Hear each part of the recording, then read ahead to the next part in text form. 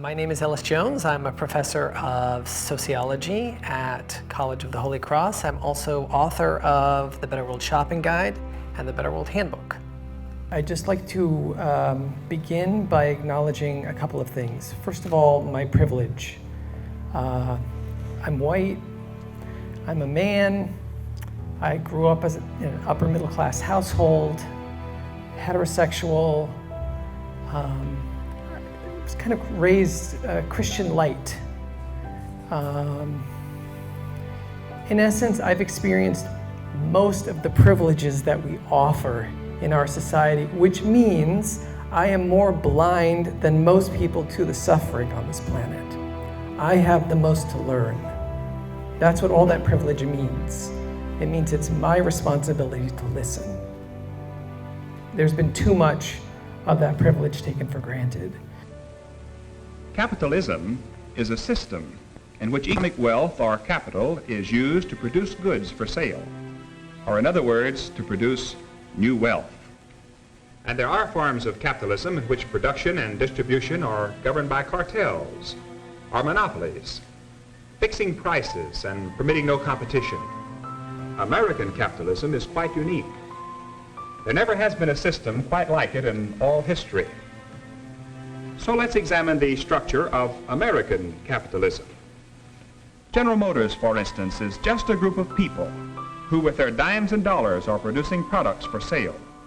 There are more than 500,000 stockholders with their savings invested in General Motors. And why do they invest their dimes and dollars? They want to make a profit. It is a normal, wholesome motivation. Dr. Gaines, I once heard a clergyman say that the profit motive is not a good motive. Do you agree with him? I'm sure the clergyman wasn't a socialist or communist, but that happens to be what the socialists and communists say about the profit motive. And yet, most converts to socialism and communism joined up because of the promise of personal benefit or profit. Would a clergyman be able to fill his church if he told prospective members that there is no personal reward or profit in giving one's life to God? How many of you students study at dinner each evening instead of having the momentary pleasure of some favorite pastime? I think you would want to say that study can be work. What motivates you then? A desire for learning, a desire perhaps for good grades, but with the belief that in the end you will render a more valuable service and receive more for it. If you didn't hope to profit, you wouldn't study. What I'm trying to say is that the profit motive is active in most human behavior. That's important to remember. So I want to talk about how we spend our money. When I was thinking about shopping, I began to investigate how our economy works, both in the US and worldwide. It is a powerful system. It shapes this planet. At some level, everyone understands that money is power. Money matters. And when you have a lot of money, you have a lot of power. In this country, the Founding Fathers were actually very suspicious of power and the ways that it could worm its way back into the system and corrupt it.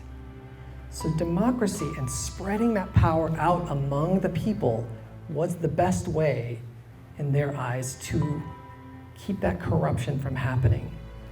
So the whole idea of democracy is a suspicion of power, and I think an important one. We have applied democracy to our political system. I want to talk about how we have not examined our economic system in this way. We don't have an economic democracy. We don't even think about it in those terms. And yet, it is the one way we know about that keeps power in check, in theory. When it is flourishing and functioning properly, democracy is the answer to the corrupt nature of power. So, what I would like to propose is that we take this democratic model and we begin holding the economy to the same standard. our economy and the global economy. Because there is too much power in that system accumulating in the hands of the few in a way that corrupts it. And we need to bring it back into balance.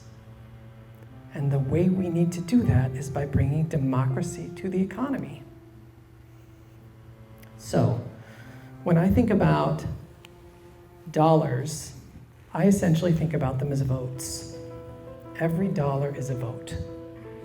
That means the average family in the US has about 22,000 votes that they can spend in any given year on things that are not like taxes or rent or, medical expenses, things that you don't really have a lot of choice over.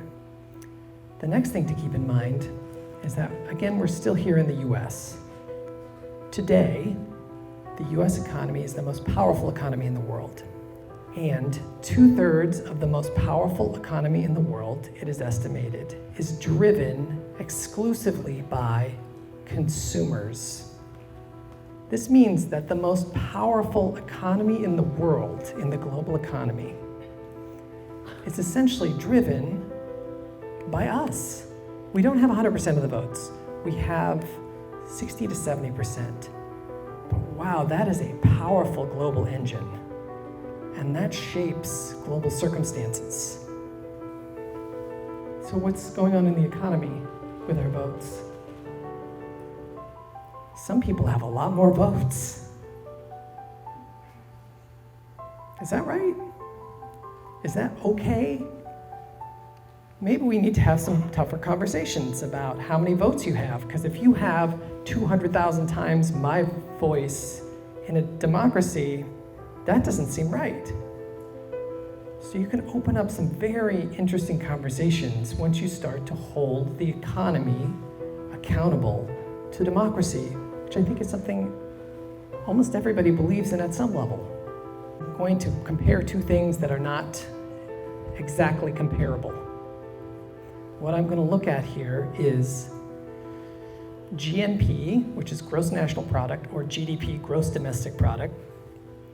Doesn't matter which right now, which is essentially the way it demonstrates economic activity. So countries with high GNPs or high GDPs are the ones with the most powerful economies in the world.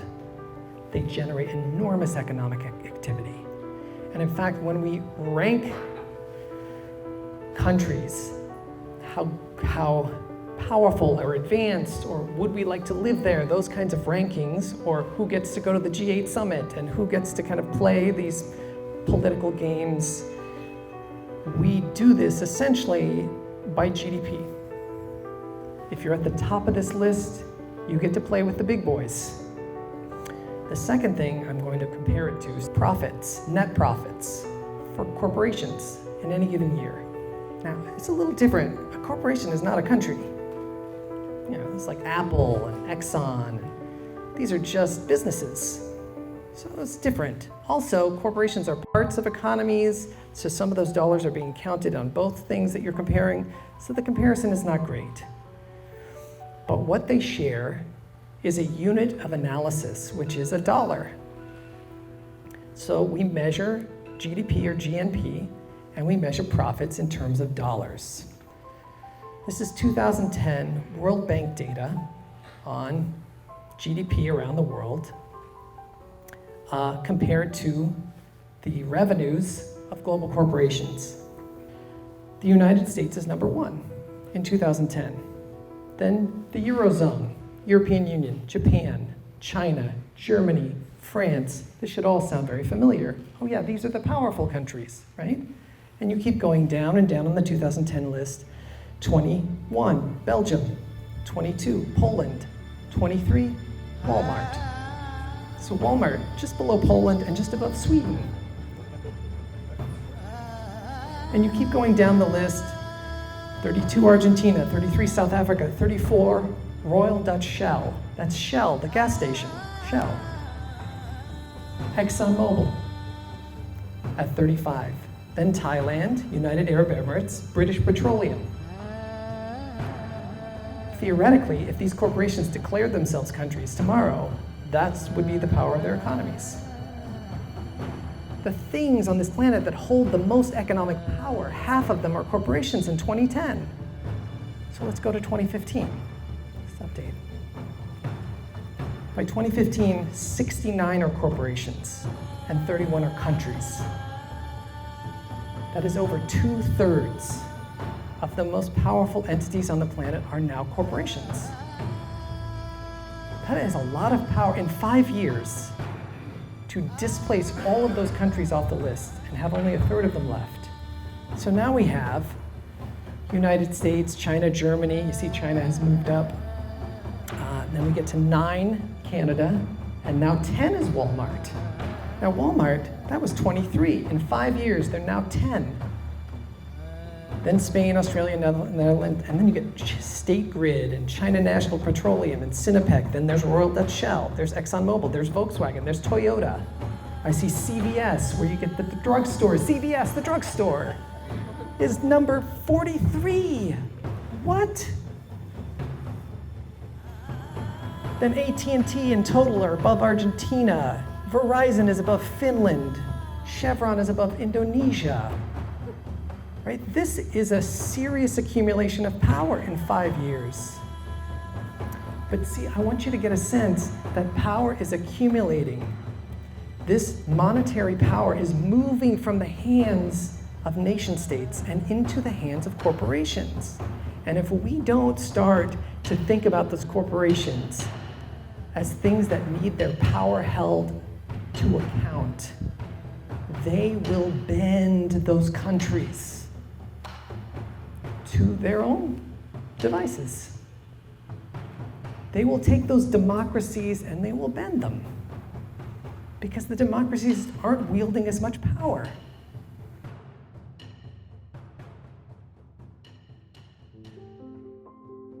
So sustainable, responsible impact investing, it's a strategy to maximize financial return and social good. It's a way to invest in line with your values. There's 3 components to SRI, and that's the screening, so you can avoid industries or companies you want to avoid. There's shareholder advocacy. As a shareholder, you have a right to make an impact, to engage with companies, to vote on shareholder resolution. And then community investing is providing capital to individuals and organizations that otherwise might not have access to capital. So some examples would be on the screening side, you could avoid fossil fuel companies, you could avoid weapons companies. On shareholder advocacy, some examples are you can engage with companies on climate change, on their footprint, their environmental footprint, on the products that they're producing. You can also engage on political contributions, supply chain conditions, diversity on boards of directors, executive compensation. There's a number of issues you can engage with companies on. And community investing, an example would be microcredit organizations, supporting nonprofits domestically or internationally. And you get a return on your investment. The whole idea is to get a competitive, a good financial return and do good. I'd like to talk about an experience I had while I was in medical school. I was fortunate enough to get a scholarship to go to South Africa. And it was in the middle of the time when there was apartheid, which was a horrible situation. And I was able to see the devastating impact it had on the black people in that country. And so when I came back, there was a beginning of a movement called divestment for apartheid. And that divestment was taking our money that we have invested in and insisting that it not be used to invest in anything to do with South Africa. People did that from all over the world. Whoa, stop! I've tried. I've listened to everybody. On TV and radio. I've read the papers and magazines. I've tried, but I'm still confused. Who's right? What's right? What should I believe? What are the facts? How can I tell? Well, my friend, if it's any consolation, you're not alone. Many voters are in the same boat right this minute. Words have been flying at you hot and heavy. You've heard the pros and cons, the cons and pros of both sides. You've listened to people you believe in and people you've never heard of. It's not surprising that you're confused. But beyond all the words, beyond all the claims and promises, there's actually just one big thing on which most people base their final decision. Product advertising. Product advertising is everywhere. It is on the television, it is through the airwaves, it is everywhere, and it's manipulation. It's there specifically to get you to buy that product. It's on the product itself. You pick up the product, oh, that kind of looks good. You look at it, it's advertising itself to you. And that's the worst form of information. When we talk about being good economic citizens, the word is ethical consumers. We want to be ethical consumers. We want to hold power accountable because we want a power to be more ethical. We want these corporations to do right by people and right by the planet Earth. Social and environmental responsibility. That's what we want from them. We don't want them to abuse human beings, and we don't want them to poison this planet so that it's unlivable. It's very basic. But as consumers, how do we figure out who is doing this work and who is just talking about it and who is just lying to us? So the advertising doesn't tell us much usually. It's just manipulation. So sometimes people look at the labels themselves and they look for little labels, little clues like fair trade labels that say, you know what? The workers abroad that are working on these things, we're going to try to do right by them. Greenwashing is essentially when companies lie about their environmental responsibility and or their social responsibility, like how they are treating people on the planet. Greenwashing is when they say they're doing great things, and you have to tell as a consumer whether or not they're telling the truth. So the question is, which companies are just practicing PR, public relations, to try to convince you to buy their product, and which are practicing what they call CSR, or corporate social responsibility, which is supposed to be the way that companies behave responsibly. Aquafina and Dasani. These are the two biggest competitors. Aquafina has this thing called Ecofina, where they are actually designing their water bottles with less plastic. It's something like 25% less plastic that's being used in the water bottle. So that's 20 to 25% less junk in the world. Dasani is actually coming up with this thing called Plant Bottle, in which they're using like 20 to 30% of the plastic is made directly from plants, right? So then that's not petroleum, right? But it still can be recycled, so it's not gonna ruin that system. But now it's from plants. So now this is what you look on the label. You see, oh, Plant Bottle and Ecofina. Now, in my system, I rate companies from A to F because I give grades to students from A to F. And we all know what an A is, and we all know what an F is. Which one is the good guy, which one is the bad guy? A B and an F. Does anybody know Aquafina and Dasani are actually brands? They're not the names of the companies. What are the companies' names? Coca-Cola and Pepsi. That's what the companies are. So those are the companies behind those brands. So these are the things that need to be held accountable. Pepsi and Coca-Cola, not whatever face they give us, because they have 1,000 faces, but the companies themselves. So we're going to hold these companies accountable with our dollars. How do we do so? The most popular way to think about this is just thinking about the environment. And if there's anything I learned about this work early on, is that it's not just about the environment. That's only part of it. If we want to do this right, we got to think about human rights. We got to think about the sweatshops, people in the developing world, children.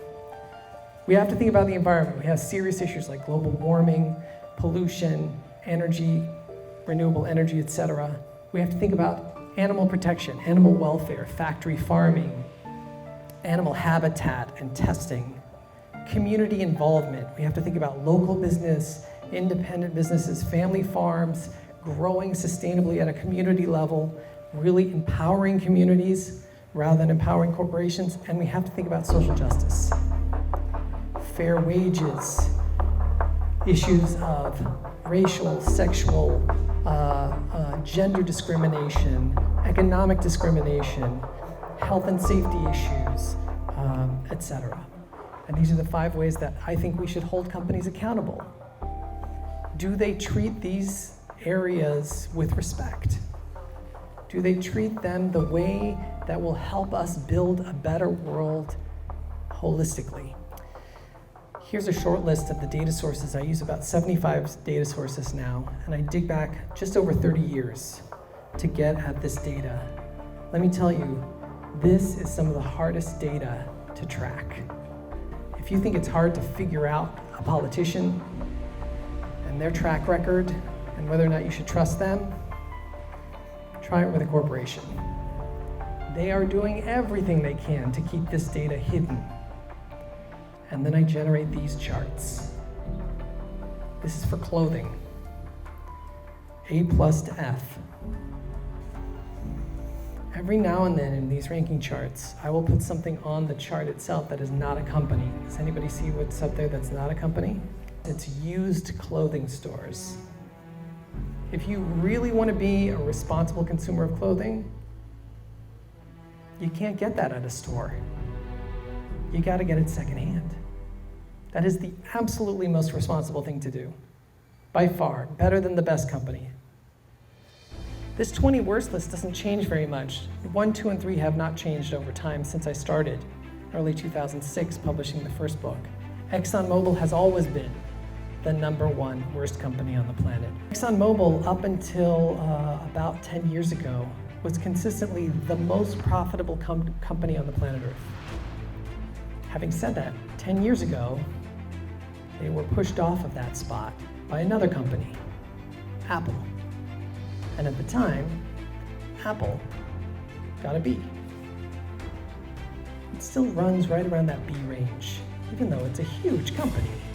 And yet, what it means is you don't have to sacrifice everything to be the #1 most powerful company on the planet Earth. You don't have to. And that means, just like every now and then you can vote in a good politician, every now and then you get lucky and you vote and that person's really pretty good, right? And later on, historically, they're up there. These are good economic entities. The 20 best companies. Now, the funny thing is, of course, every name on this list you recognize, almost every name. These names, what?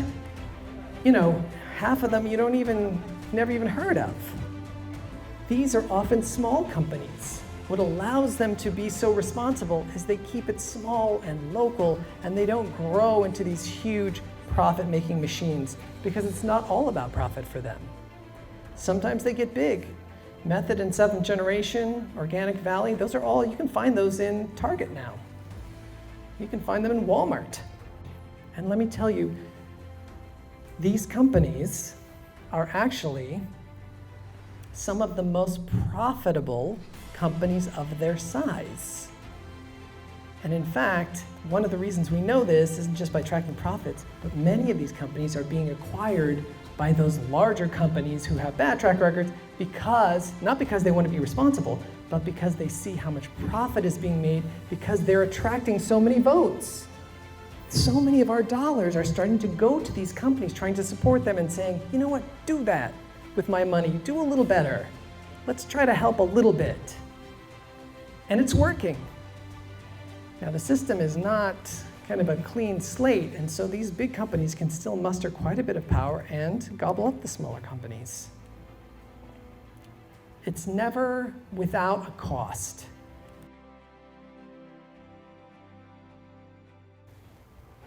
I've also, as a way to try to help people start this process, begun to organize a kind of list that shows you where you get your most bang for your buck. Like if you're gonna start thinking about, well, how do I make some of these changes? What makes the most difference? You wanna do the thing that makes the most difference, change your bank. Because most banks, most of those big banks that all of us know by name, they are some of the worst companies that we have. They are very unaccountable. They almost brought our economy down with them, and if we hadn't bailed them out, they could have. Next, work on where you gas up, right? Find the best option for your gasoline. Then start to go through supermarkets and retail stores. Where do you shop? Because they take a cut of everything. So if you go and you can buy, you can buy the Organic Valley product now or the Method product at Target, or you can buy it at Walmart, it turns out it's better to buy it at Target, right? Because they'll do a little better with that cut. The system makes you work for it. This change is not easy. It's like, I don't know how many of you have sat down and really dedicated yourselves on any given election. I've done this a few times. I'm gonna really make this one count. I'm gonna get the ballot beforehand, I'm gonna look at all those issues, I'm gonna see all those candidates, I'm gonna really try to make the right choices this time and really inform myself. That is almost impossible to do. Impossible. This stuff is just like that. This is hard work.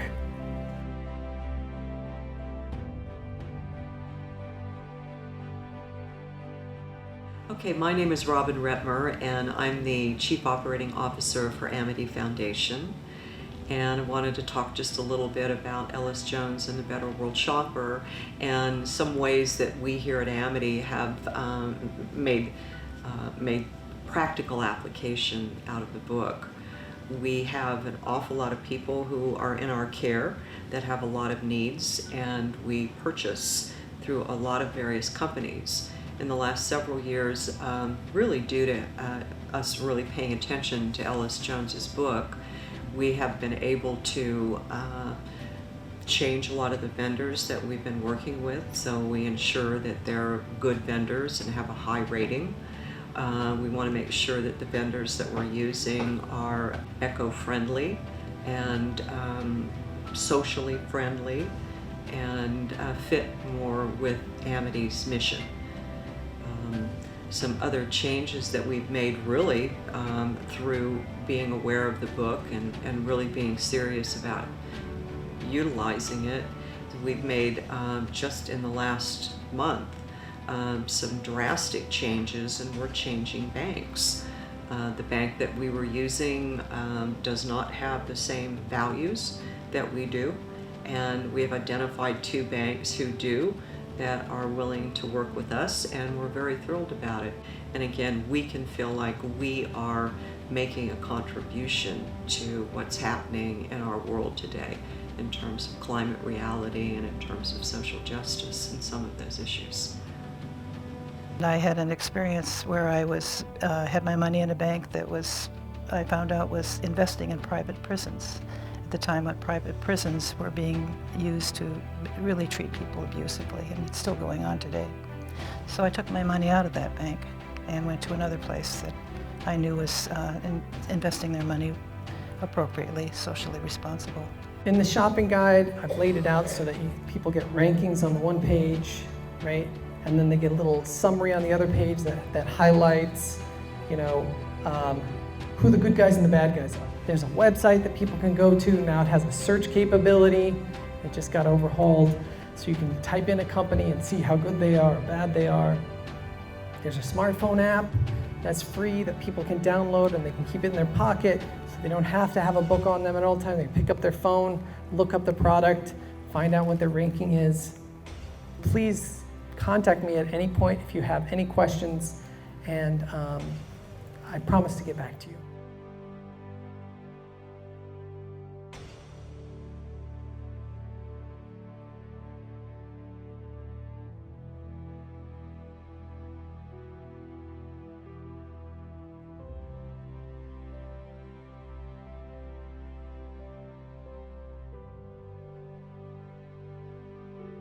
Well, my work is really about social and environmental justice, and it aligns, I think, perfectly with Amity's mission statement, in which they are promoting those very same values in their work in the world. It's really important that organizations and efforts like ours come together so that those issues, those values are then expressed and multiplied.